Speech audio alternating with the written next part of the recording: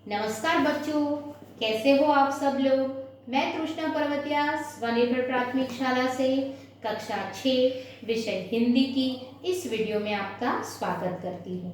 बच्चों, हमने हमारी पिछले वीडियो में कविता एक इतनी शक्ति हमें देना दाता का अनुवाद और भावार्थ देखा था।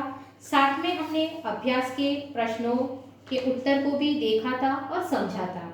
आशा रखती हूँ आपने इस कविता के अभ्यास के प्रश्नों को अच्छे से अपनी नोटबुक में लिख लिए होंगे। आज हम हमारी इस कविता के स्वाध्याय के प्रश्नों को देखेंगे और समझेंगे। तो चलो बच्चों, अब हम हमारे अभ्यास की ओर आगे बढ़ते हैं। कविता 1, इतनी शक्ति हमें देना दाता। तो चलो बच्चों, अब हम हमारे स्वाध्याय के प्रश्नों को समझते हैं। प्रश्न 1, निम्नलिखित प्रश्नों के उत्तर लिखिए। इसमें पहला प्रश्न है, हमें कैसे रास्ते पर चलना चाहिए, क्यों। बराबर। तो हमारा उत्तर बनेगा कि हमें नेकी के रास्ते पर यानी अच्छाई के रास्ते पर चलना चाहिए, क्योंकि इससे जीवन में सुख और शांति मिल सकती है। दूसरा प्रश्न देखते हैं, आने वाला कल कैसा होगा। तो आने वाला कल बीते हुए कल से अच्छा होगा। तीसरा प्रश्न है, हम ईश्वर से कैसे जिंदगी की कामना करते हैं। हम ईश्वर से कैसे जिंदगी की कामना करते हैं बच्चों। तो हम ईश्वर से कामना करते हैं कि वह हमें जितनी भी जिंदगी दे वह भली हो। बराबर में हमने काव्य पंक्तियों में देखा था ना, हमारे मन में कैसी भावना नहीं होनी चाहिए। हाँ, हमारे मन में किसी से बदला लेने की भावना नहीं होनी चाहिए। पांचवा प्रश्न, हमें किसके बारे में सोचना चाहिए। तो हमें यह नहीं सोचना चाहिए कि हमें दूसरों से क्या मिला है, बल्कि यह सोचना चाहिए कि हमने दूसरों के लिए क्या किया है। बराबर। फिर है हमारा छठा प्रश्न, हमारा मन पावन कैसे बनेगा। तो हमारा मन करुणा के जल से पावन बनेगा।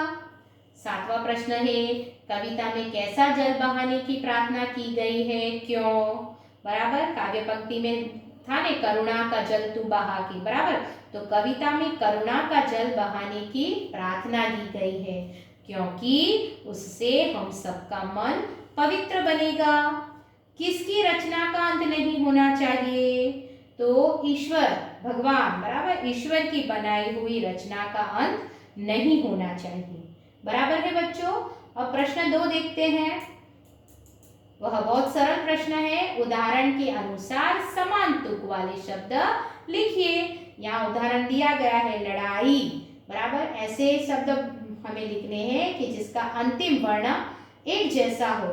तो उतराई, कमाई, बुनाई, धुलाई, पढ़ाई, सिलाई। बराबर। तो लताए तो हम लिख सकते हैं इसके आगे कथाएं, प्रथाएं, व्यथाएं।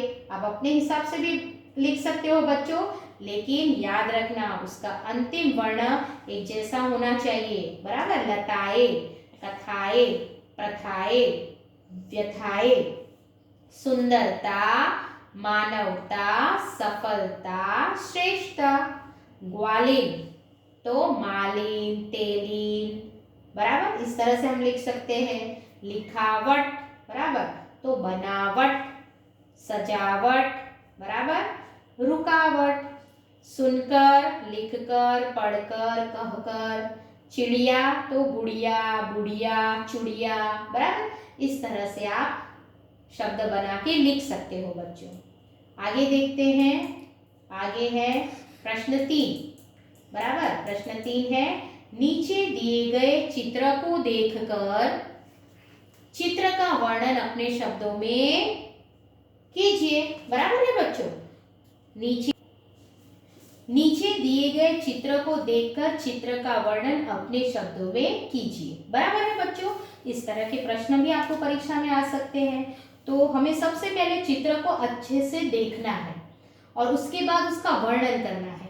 सबसे पहले तो हम देखेंगे कि यह जो चित्र है वह चित्र में क्या दिखाया गया है, और यह चित्र पहले ये चित्र में क्या दिखाया गया और यह चित्र कौन सा है, बराबर। तो यह चित्र में समुद्र के तट का दृश्य दिखाया गया है, बराबर। आप देख सकते हो समुद्र तट का चित्र, बराबर। तो समुद्र तट का दृश्य दिखाया गया है। फिर आगे बढ़ेंगे तो हमें वर्णन करना है इस चित्र में हमें क्या क्या दिख रहा है बच्चों।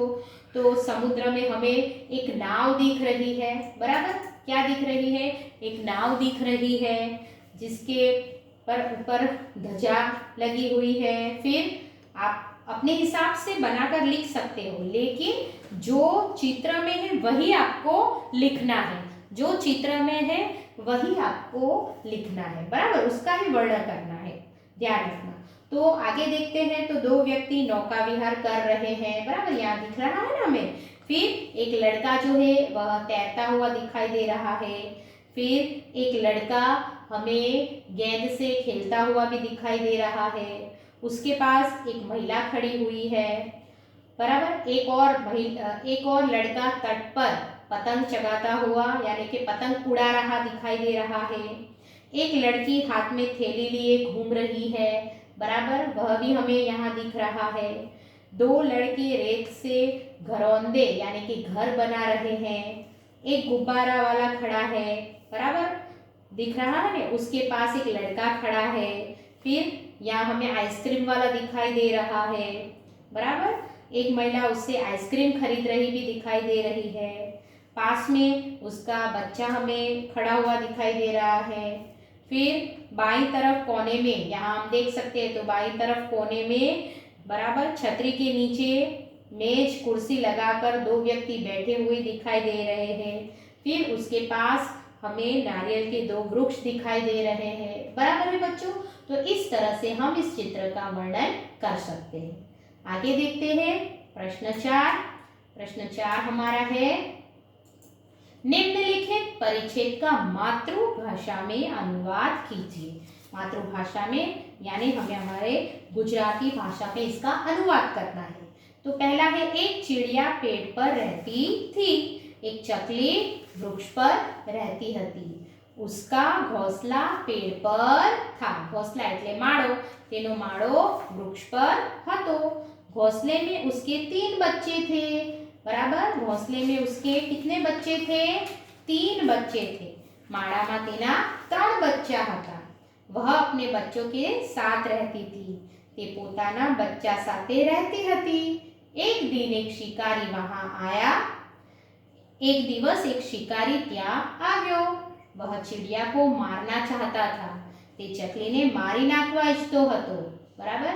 चिड़िया ने बच्चों को घोंसले में सिर नीचा कर बैठने को कहा। चकलीए बच्चाने माળામાં माथું, सिर એટલે माथુं नीचું કરીને બેસવા કહ્યું। वह खुद वहां से उड़ गई और पत्तों में छिपकर बैठ गई। તે પોતે ત્યાંથી ઉડી ગઈ અને પાંદડામાં છુપાઈને બેસી ગઈ। शिकारी चिड़िया को न देखकर वहां से चला गया। ચકલીને ન જોઈને शिकारी ત્યાંથી જતો રહ્યો। તો આ રીતે આપણે માતૃભાષામાં अनुवाद કરી શકીએ છીએ બાળ મિત્રો। आगे देखते हैं बच्चों, हमारा प्रश्न 5 है, काव्य पंक्तियों का भावार्थ लिखिए, बराबर। यह काव्य पंक्तियों का भावार्थ तो मैंने आगे आपको जब कविता समझाई थी तो उसमें उसका भावार्थ भी बताया था, मगर एक बार फिर से देख लेते हैं। बैर होना किसी का किसी से, भावना मन में बदले की होना, यानी हम में से किसी की किसी से दुश्मनी न हो, और अगर कभी हो जाए तो हमारे मन में उसका बदला लेने की भावना पैदा न हो। इस तरह से हम भावार्थ लिख सकते हैं। आगे, अपनी करुणा का जल तू बहा के कर दे पावन हर एक मन का कोना, यानी हे ईश्वर तू अपनी करुणा का जल बहाकर हम सबके मन का हर कोना पवित्र कर दे, बराबर है बच्चों। तो इस तरह से हमारा जो स्वाध्याय के प्रश्न जो हमारे थे वह पूर्ण होते हैं, और हमारी कविता 1 इतनी शक्ति हमें देना भी आज संपूर्ण रूप से पूर्ण होती है। बच्चों, आपको इसका लेखन कार्य अच्छे से अपनी नोट में करना है, कविता को भी तैयार करना है और उसके प्रश्न के उत्तर को भी अच्छे से तैयार करना है। अब हम हमारी अगली वीडियो में मिलेंगे बच्चों। आना बच्चों।